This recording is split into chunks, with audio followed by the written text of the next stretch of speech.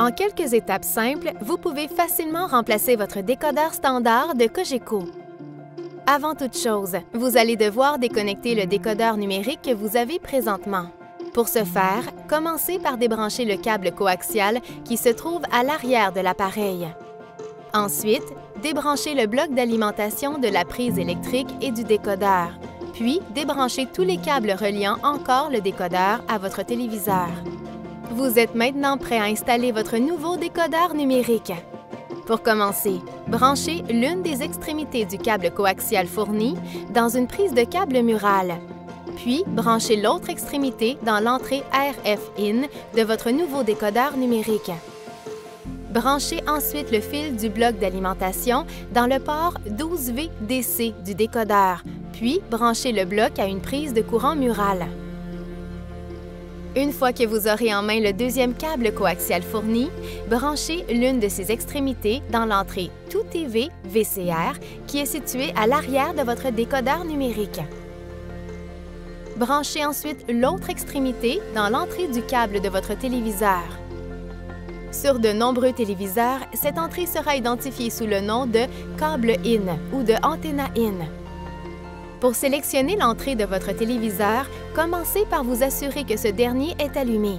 Appuyez sur la touche Input, Source ou TV vidéo de la télécommande de votre téléviseur et sélectionnez l'entrée vidéo qui relie votre téléviseur à votre décodeur numérique. Sur la plupart des téléviseurs, elle apparaîtra sous le nom de câble ou CATV. Une fois l'entrée de votre téléviseur réglée sur le câble, sélectionnez la chaîne 206 à l'aide de votre télécommande Cogeco.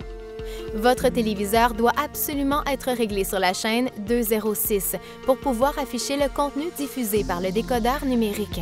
Dès que vous aurez choisi la bonne entrée vidéo et vérifié que votre téléviseur est réglé sur la chaîne 206, vous allez peut-être voir apparaître un message indiquant que votre téléviseur ne reçoit aucun signal. Ne vous inquiétez pas, pendant le processus de configuration, c'est tout à fait normal. Maintenant que tout est branché, votre décodeur doit se synchroniser auprès des systèmes de Cogeco. Le décodeur lancera automatiquement le processus d'initialisation, puis s'éteindra automatiquement. Pendant 30 minutes, soit tant que le processus d'activation se poursuit, vous ne devrez donc pas toucher à votre décodeur. Une fois l'entrée de la télévision réglée sur le câble, assurez-vous que votre téléviseur est toujours allumé. Maintenant, allumez votre décodeur en appuyant sur la touche « Câble », puis sur la touche « Power » de votre télécommande Cogeco. Sélectionnez ensuite la chaîne 206. Vous saurez que le décodeur a été activé avec succès si vous voyez apparaître à l'écran la programmation de la chaîne 206. Le guide horaire, les menus et l'accès aux services de Cogeco sur demande seront disponibles dans l'heure qui suit l'activation. Si vous rencontrez des difficultés avec le processus d'activation automatique, nous avons une solution simple pour résoudre ce problème. À partir du site Internet de cogeco.ca, connectez-vous à Mon compte. Si vous n'êtes pas encore inscrit à Mon compte, cliquez ici pour vous inscrire. Une fois connecté à Mon compte, sélectionnez l'onglet « Services et équipements », puis sélectionnez « Mes équipements ». Repérez le numéro de série du décodeur numérique que vous souhaitez activer et cliquez sur le bouton « Activer-réactiver ». Votre décodeur s'éteindra peut-être automatiquement durant ce processus.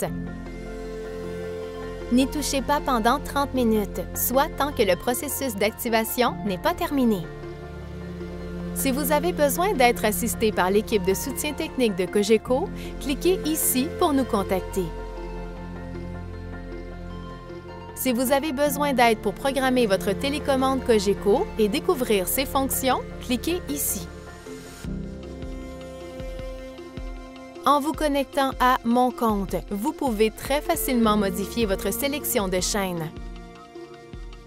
Visitez cogeco.ca/mon compte pour en savoir plus.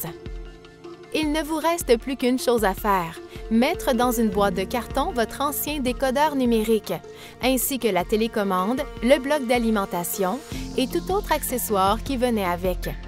Assurez-vous que la boîte est bien scellée.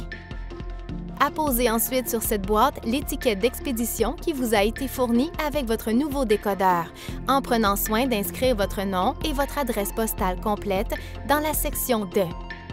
Conservez le numéro de repérage de Poste Canada dans un endroit sûr pour référence. Allez porter le colis dans l'un des bureaux de Poste Canada. Pour en trouver un près de chez vous, cliquez ici. Afin d'éviter tout frais, n'oubliez pas de nous retourner le colis contenant votre ancien décodeur dans les 5 jours ouvrables suivant la réception de votre nouveau décodeur. Et voilà, c'est aussi simple que ça.